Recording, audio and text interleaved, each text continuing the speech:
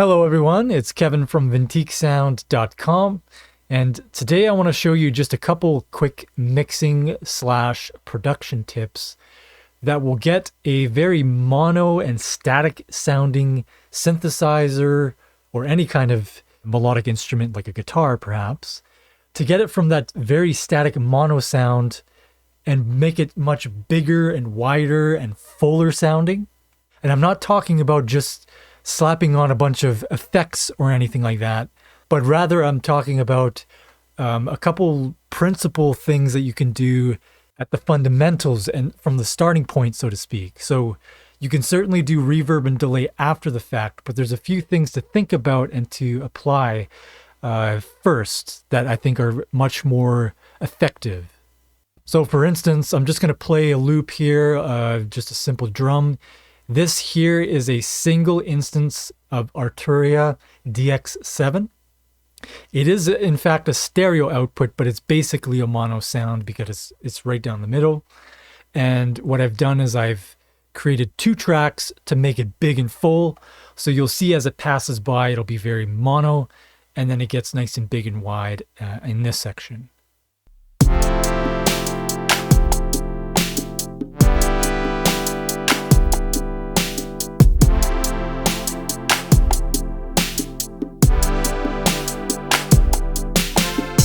So you'll have to excuse me for the rather boring set of loops here, but I just want to get the point across quickly here. Basically what I've done here is I've taken the same DX7 patch, which is from the original ROMs actually, the ROM 1A04, which is strings 1.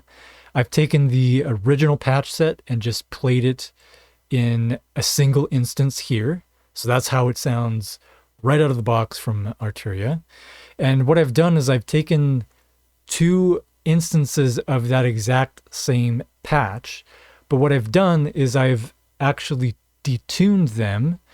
And if you'll see here, so this is the left patch and this is the right patch. So the left patch I've detuned by -8, I believe it's in cents, and tuning by +8. And then I've also panned these hard left and hard right. And on top of that, you can see here, this is the track delay in milliseconds. So I've kept the left side at 0, but delayed the right track at 24 milliseconds. And not only did I do that, I also changed from the original patch, which has the settings over here. A unison 1 is the standard. What I've done is I've added unison up to 4, and I've just added 8 polyphony just in case. I'm not sure. I don't think I'm playing up to 8 notes, but so the real difference here is the unison of 4. And unison, I'm not like the most certain about what these things are, but unison, what I'm pretty sure is for each added new note, let's say I get up to 4 new notes, it's going to create individual sounds for each of those notes that I'm triggering at the same time, versus a single unison means that it's just one repeated sound or note, even though I'm pushing 4 different notes at the same time. I believe that's just a very dumbed down version of a very dumbed down explanation of what unison is. And lastly, what I'm doing as well is I'm creating a little bit more movement yet still here, which I think is some kind of vibrato. So the left one has 0.089 and the right one has 0.101. The original patch has 0.081. I guess in summary, I'm doing basically 5 different things, and I haven't even touched EQ. I haven't touched a single effects plugin like a chorus or a delay plugin or any such thing like that. But rather, I'm kind of just going to the more fundamental things. So for starters, it's the detuning. So having 2 different instances playing the same thing, with the exact same MIDI, but they're detuned. So therefore, the notes are actually going to be phasing with one another. And it creates this kind of depth and interest in the sound when you combine those two. It has an even greater effect when you pan them left and right. So you're clearly hearing one slightly detuned sound from the other in two different areas in the 3D space, or 2D space, I guess you could say.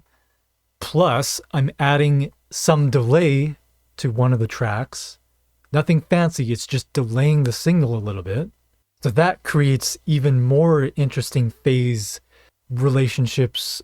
I'm also creating a little bit more like of a vibrato sound within the patch between the two different sounds. So that's creating even more interesting phase variations. And then lastly is the unison, which again, each triggered note has slightly different sound to it. Therefore, it's creating some slight variation between one another, even though they're playing the exact same thing. So hopefully that is a decent explanation and you understand what I'm trying to convey here. It's not the easiest to describe, but you can clearly hear the difference. But what I'll do is I'll play back again so you can hear. And what I'm going to do is I'm going to demonstrate using different effects plugins, like a chorus plugin. I have 3 lined up here with different settings and different variations. Then there's a tape plugin, which adds a little bit of wow and flutter. So there's like some interesting tape phase or whatever you would call it, like the wow and flutter. It just creates like a change in pitch over time. And also a tape emulation plugin with wow and flutter, but also some kind of like coloration and stuff. So you'll get the sense for how much better doing something like this is going to the source of like building it as like an audio engineer would think, so to speak.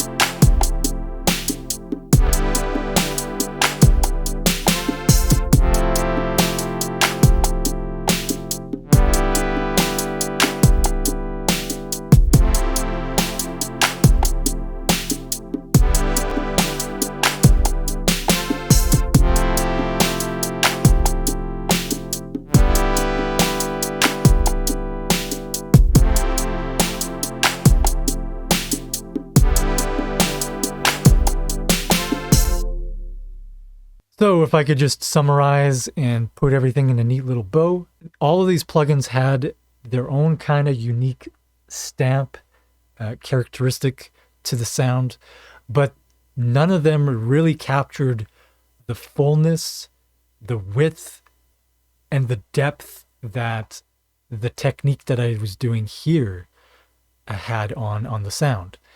And if I could just explain what I think is going on is that with the chorus plugins, it's basically taking in the left and the right stereo output from this single instance, and it's applying a rather static chorusing effect, which is variation on pitch at different speeds and stuff. But it's a very like static unitary sound, as opposed to having 2 different instances that are spread wide, have various amounts of modulation, with whatever techniques I was showing, plus the delay in spread, etc.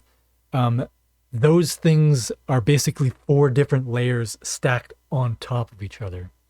Whereas this is like one single layer of effect, essentially. If I could describe the tape emulation here, the wow and the flutter was doing something nice. The reduced speed was kind of warming up the sound, and I'm sure there was just a little bit of added harmonics here. So this one sounded pleasing, but it really didn't have a lot of modulation. There wasn't really any added width. The tape mellow was kind of doing a similar thing with the wow and flutter, but I think out of the box, this thing sounds a little bit warmer sounding. It's rolling off some of those highs. I think it might be from this low pass filter. But again, it wasn't really adding a lot of width. It was kind of doing some of that pitch modulation, but not adding the width and the big fullness. And if I could just add one more quick thing, because at the beginning of the video, I described it as a mixing/production technique. And it really is very much both, because in this instance, I'm creating a sound from a strings patch on a synthesizer.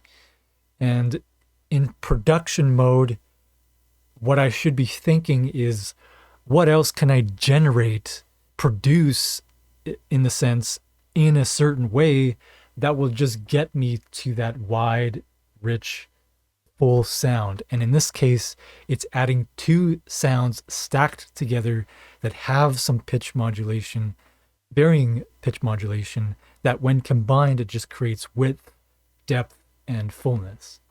Now, the same thing can apply in the mixing situation, is if I have, let's say, 2 lead guitars that are recorded, they're both mono tracks, I could hard pan them left and right. Preferably these would be 2 separate recordings and not just a duplicate track of the same recording. That way we'll have some natural chorusing effect from the difference between the 2 takes. Pan them left and right. Do the same type of delay trick here. And then perhaps I can do pitch modulation with a plugin. So maybe that's where the pitch modulation can come in handy. I could, for instance, let's put that filter back up. I can add wow and flutter to each individual track, and I can create different settings. So let's say I'll have less wow here, a little bit more flutter, a little less flutter here, and a little bit more wow here. So in this instance, I have 2 different kinds of modulation on each individual track. Let's say it's the guitar tracks, and there are 2 separate takes of the same thing. Therefore, there's natural chorus, there's spread with the pan, hard left and right. Plus, on top of that, I'm adding some 2 different variations of wow and flutter to each channel, etc., etc. So you can just think in that way in the production and in the mixing framework. So that is it for today's video. I hope you got something out of it, and we will see you in the next one. Bye-bye.